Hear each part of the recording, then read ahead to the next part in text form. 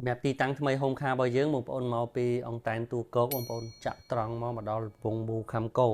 បងប្អូនមកដល់វងមូខំកោបងប្អូនបត់ស្ដាំចាក់ត្រង់រហូតប្រហែលជា4គីឡូកន្លះហើយទេតាមផ្លូវអាដាមជាសភារ៉ា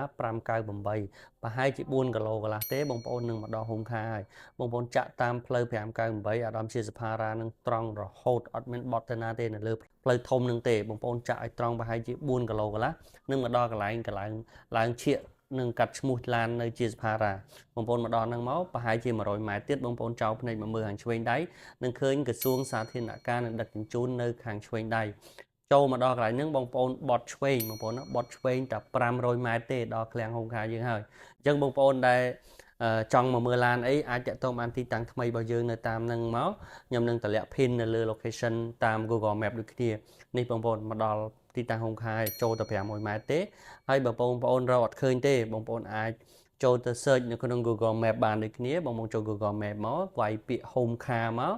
បាទ home car អញ្ចឹងមកបាទនៅលើគេនេះតែម្ដងបងប្អូនណា home car ហ្នឹងបងប្អូន search តាមហ្នឹងមកចុចពាក្យ start មកជិះតាម map មកបងប្អូនចេះមើល map ណាអញ្ចឹងរកព័ត៌មានផ្សេងៗបងប្អូនអាចតាក់ទងតាម Telegram ឬ profile ក៏បានដែរអរគុណសម្រាប់ការទស្សនាវីដេអូនេះយើងនឹងជួបគ្នានៅ home car បាយបាយ